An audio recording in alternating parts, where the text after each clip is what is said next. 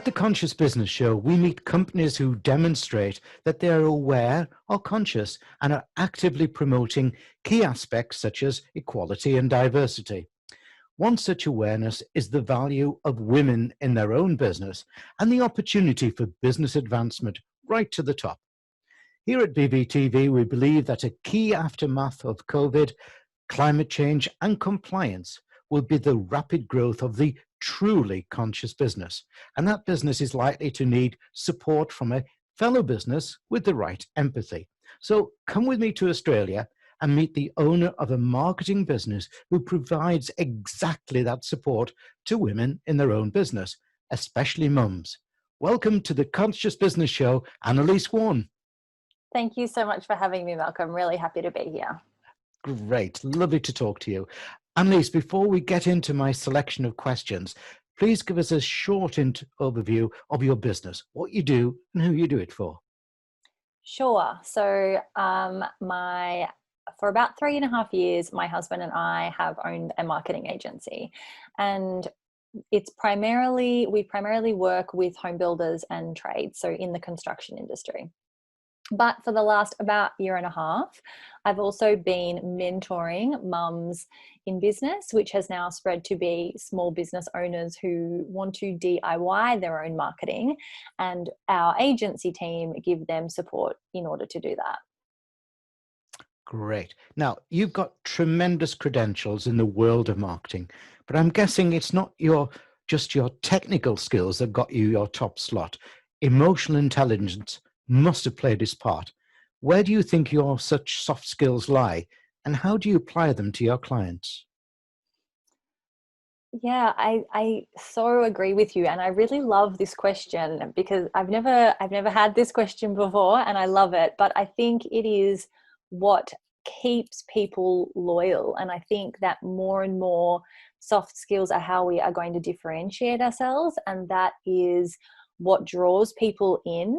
And I know that as we move to be utilizing live video more, that has become a really strong sales focus in our business. We use live video a lot.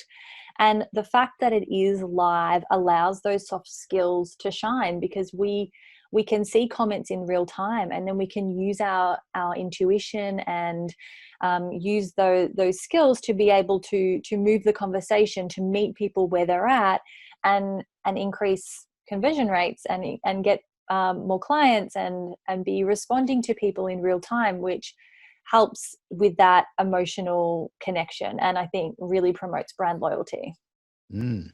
I've interviewed, and I'm continuing to do so, many dynamic women VPs and CEOs in marketing all over the world, and I'm constantly impressed with their grasp of technology, especially during video interviews. We'll mention nothing about the males.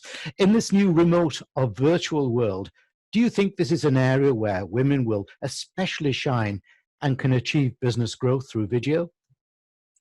Yeah, I hope that it is. I hope that it's equal, because I think that that's what we are after, right? That is that equality, because men and women, I believe that we are different, and we can accept and embrace those differences. And I think that we need both. So I really do hope that women aren't put off by this, and I don't think that new, millennial women and I think everyone is starting to embrace this, and I hope that continues. Here at the Conscious Business Show, and with our programs such as the Conscious Business Academy, we see that power has shifted to the public, the customer, and that the successful business of the future will live consciousness. So how are you helping your business, your clients, in their conscious marketing activity? Where do you see upcoming developments in that whole area? Yeah, I think this is really, really key. And I love that you have focused this show on conscious business. I believe that as we start to move more online, and as the barrier to entry to people starting their businesses online is lowered, that we're really going to have to differentiate ourselves by niching down to who we serve and how we serve them, but also by being authentic, and with live video that we are showing that. And I think that our values and how we talk about those is going to be a really key differentiator. I mean, the research shows more and more millennials are buying based on shared values. And I think that as we have more and more choice, we're spoiled for choice, then that is going to be the way that we choose between who we work with and who we don't work with.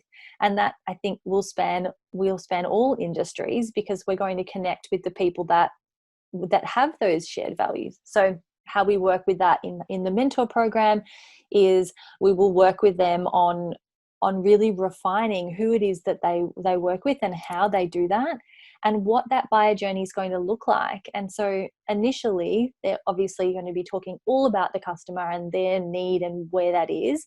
And then once they've got their attention, they can start talking about their approach and their philosophy to that, which is then going to cause them, the potential clients, to make the decision then and there. So that's how we're approaching this. Yeah, that's very, very inspiring.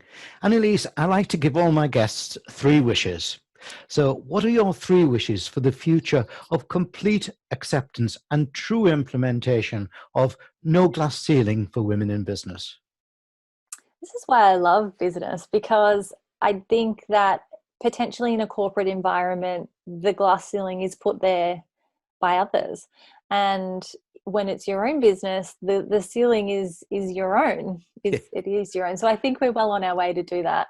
And I guess then my wishes would be around women really seeing and appreciating their value, so that gender isn't a factor, and for women to be okay with pursuing both ambition and motherhood if that's what they want to do.